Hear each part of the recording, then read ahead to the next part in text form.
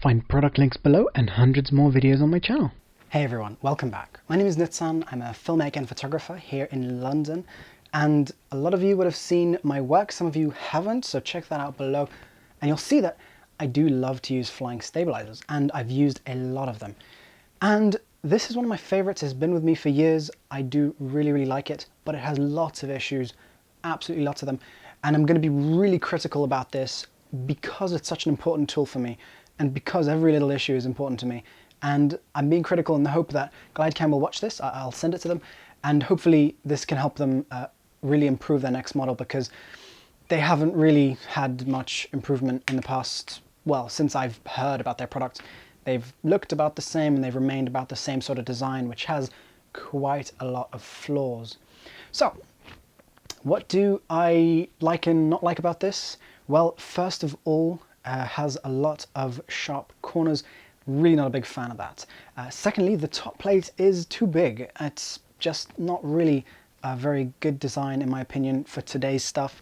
Especially their tiniest stabilizer, the HD 1000, which flies only up to a 5D with a medium-sized lens, like a 5D with a 50mm. I think when I put a 5D with a lens that weighed about 700 grams or something, a 2.8 zoom lens, then which is quite a heavy lens, that one, it's a Tokina, then it was actually too much. So this is intended for the small cameras, and yet the plate is bigger than the camera. So I don't love that huge top plate. I don't love the quick release system on this top plate, so I completely just basically avoid using it. I just have my own quick release plates, quick release system on top there. But yeah, it would have been nice if they had a good quick release system just built into it, for example, like the Monocam. And now I'll mention the Monocam a few times here because it's a design that's done quite a lot in China with regards to the way that it's built. There is quite a lot of unique things about this as well, which I'll talk about in the review, like the fact that it's a monopod and stuff as well. But basically you can see that this is a much smaller size and much more appropriately sized quick release and top plate. And that also has my quick release system on there, but that's just because it makes it easier for me to switch between different things. And the quick release system on that is actually a quick release system that you could keep under the camera. It comes with a plate that's about the same size as this, slightly longer. But this quick release system that comes with this is completely useless. I don't know who would ever use that on their camera. And also, it has no rubber at the top. That would be great, because I've had to always put some sort of piece of rubber between my quick release system and the plate. On its own, it's pretty much useless. You have to have something between that and the camera, or between that and your quick release system. Another thing is these knobs can fall out. That's not great. They haven't fallen out on me yet, but I do always sort of keep an eye on them, make sure they're not unscrewing themselves too much. But so far that's been totally fine, and it has been through a lot of use. So I guess we can assume they won't fall out as long as you keep an eye on it. Maybe once in a while, just check it. Another thing is this thing, which is used for adjusting the balance. The gimbal cannot go up and down. This thing will fall out when you try and adjust the balance. Not very good. You know, it should have a lock at the end, and the weights are very annoying to change. And that's important because you have to change weights here when you want to switch cameras if the cameras are different weights. For example, between this and the 5D, this will balance with 1 weight on each side. The 5D will balance with 4 weights on each side. And changing weights is very annoying. They went through all the trouble of cutting all this sort of fancy stuff out of this bottom plate, and yet they didn't make a system that allows you to quickly and easily release these weights. Another thing is weights that would be covered in rubber, or weights that would at least be circular, would be a little less dangerous in the bag. These weights with sharp corners are very dangerous. Even if you don't have glass in the bag, it could scratch other things. That's not ideal. I really do want to see this. In fact, a lot of the corners ideally should be rounded and hopefully covered in something a little bit, maybe some sort of rubber covering on certain parts to prevent it from breaking things or scratching other things. But then again, that not many things do that. Most tripods and stuff don't have any rubber covering on most areas, but this has lots of sharp edges, so not ideal. This piece here is a little too stiff and not ideal. I had to add my own little washer in there to get it to be a little less stiff to lock down, because I did have to wrench it down quite a lot each time. But that I've seen that happen on other stabilizers too. For example, on the Monocam, it's like that over here. You have to really wrench this one down to keep it, to make it hold. So that could be, I guess, a common issue with certain types of bolts. What other issues? Handle's quite comfortable, works pretty well for me. And apart from that, I think I've covered all the issues. And so what do I like about it? Well, it flies really well. The gimbal is very accurate, and yeah, it's held up to a lot of very careful abuse, I would say. Like, I've used it tons, dropped a few pieces a few times, and it's held up. But when I got it, it was already slightly broken, which may be why I got it for an okay price, around 300-ish. But right now, new, they will cost you a little more than that. So it's around £300 to $500 for the smallest model, which is the 1000. But you can also have a look at the XR series from Glidecam, which don't have the fine adjustment knobs, so it's going to be more difficult to adjust. But they should also, you know, I would expect, I haven't used them, but I would expect a high quality gimbal like they use on the HD series. And by the way, I have used the HD 2000 as well. That's pretty nice too. Same high quality gimbal with the same faults all around the gimbal.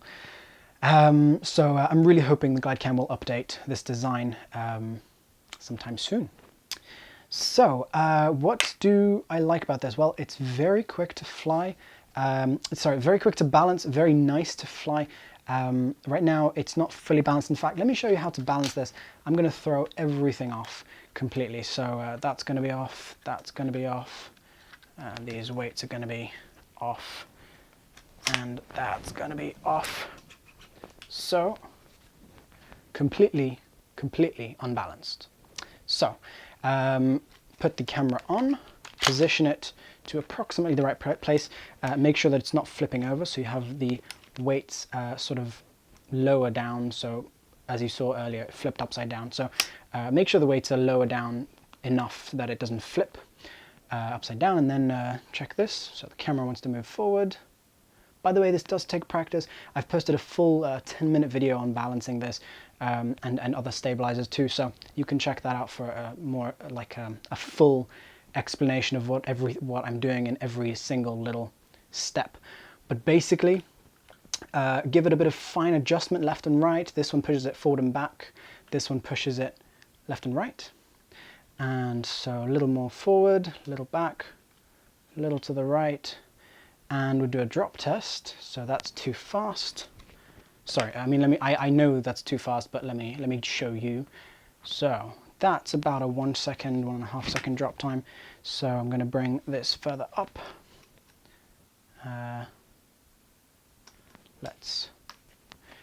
What I normally do, what I explained in my balancing tutorial, is that I bring it to the point where it's balanced perfectly like that, left and right, so it doesn't actually fall either way, and then I push it slightly further down.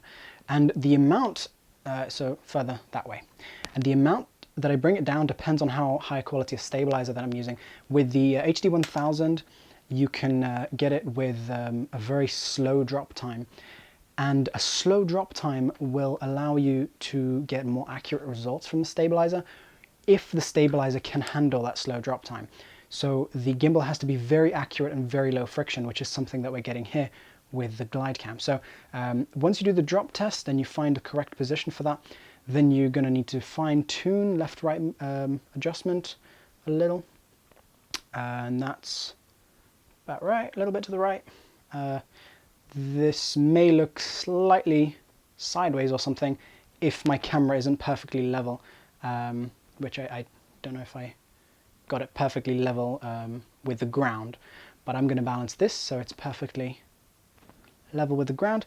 And it's very, you have to be very careful when you do that, really tiny adjustments.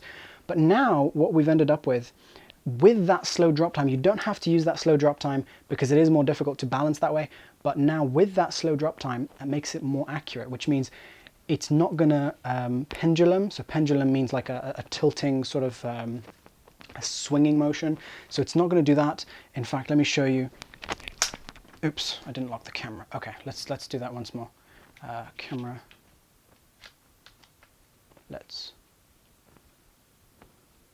Oh, sorry.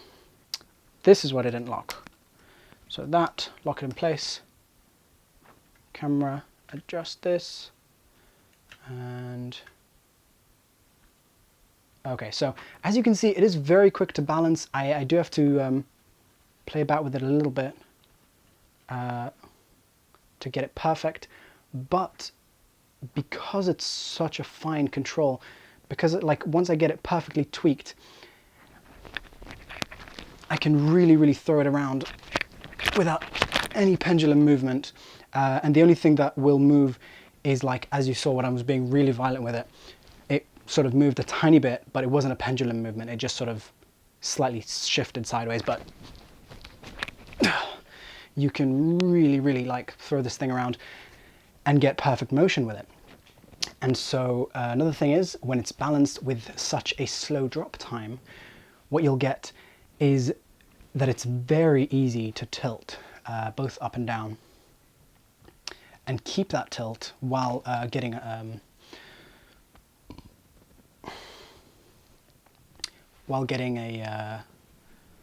smooth shot. So with stabilizers that you can't balance, that are not accurate enough in the gimbal to balance with such a slow drop time, when you try and tilt, the control from your hand will sort of cause some unwanted movement, or can cause some unwanted movement. Whereas with this, you can just do fantastic tilts with it, which is something that some other stabilizers have more issues with. When you balance it with slightly lower center of gravity, so just bring this slightly away from the center of gravity, which would be there. Center of gravity means where the center of gravity is, the center of balance basically. So when you bring that further down, it's going to be easier to balance. It's not going to be quite as fine, but as you can see, this was okay to balance. It wasn't an issue. And then it will be a little bit easier to fly with regards to keep to the fact that it won't want to turn on its own, like with wind and stuff like that. Whereas here it's going to be really wind would affect it and stuff like that. So yeah, this is really great. Flying with it is fantastic, even though it has all these issues. The flying quality is great. And now just a quick note regarding gimbal quality. That varies a lot from, that can vary from unit to unit, but generally Glidecam give really good results. I've used a few of them. And with some other units, with some other manufacturers, the quality control is a little less. But generally what I find is Glidecam do really good gimbals. And I've heard of one which was faulty. Now faulty means that it's wonky in one way or another, and that means that you get all these issues where it wants to turn on its own, and then when you move the handle to a different position, the balance changes and stuff like that. And so that's something that won't happen with most Glidecam units. If it does happen, that's a faulty unit or a misaligned gimbal, and you want to just send it back and have them fix it for you. What I did here was I actually unscrewed this gimbal and aligned it myself. It's a very complicated thing to do, not something I would recommend, but it's something that you can do at home, which is fantastic. Because if for whatever reason it goes out, you could potentially do it, but it is very difficult to do, very sort of complicated. I've posted a video explaining how to do that, but even with the video it's complicated, and I wouldn't recommend trying to align it unless you absolutely have to, which if it comes nice from the factory as it should, then you don't have to, and yeah, you don't have to worry about that. But just so you know that if you have those issues, then you want to get, you want to send it to the factory, have them fix it for you, and that goes for any stabilizer. If you get a stabilizer and you move the handle to a different position, and then it won't stay balanced, and it wants to it wants to turn on you. So right now that's fine, and I move it to the other side, and it's still, the balance is still the same. If I were to move it to here, and this thing went like that and stopped there, then I would know that something is wrong there. That shouldn't happen. If you have a stabilizer like that, I don't know, send it back or something, or it's not the way it's supposed to be. And if you can't send it back, if you're stuck with that one, if you don't have the budget for a more expensive one, for example, Flycam users, then bring this a little further down. That will sort of hide those issues a little bit more.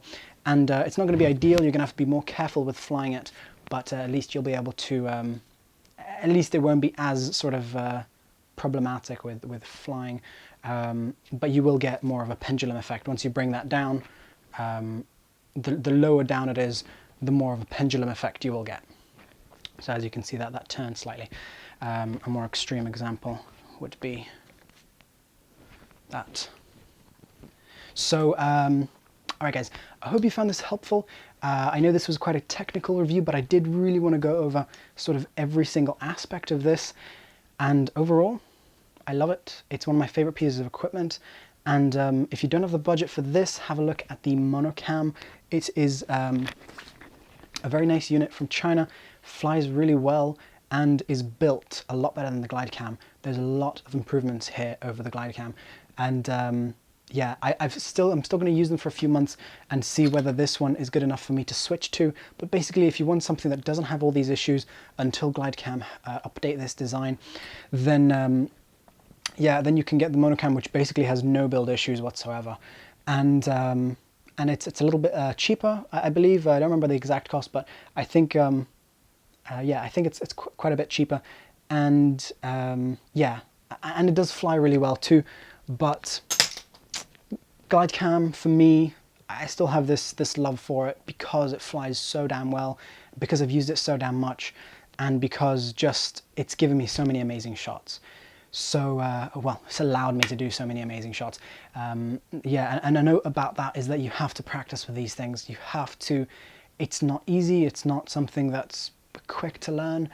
You just have to keep going and keep shooting and keep practicing and keep looking at tutorials. And, you know, people ask me questions, that's totally fine. But basically, don't give up on stabilizers. I do believe they have a really important part in indie filmmaking. And yeah, you just got to make sure that you're not, you know, that if your unit is faulty, you get it repaired. If you have a balance issue, find out what that balance issue is and learn to balance it better, that sort of thing.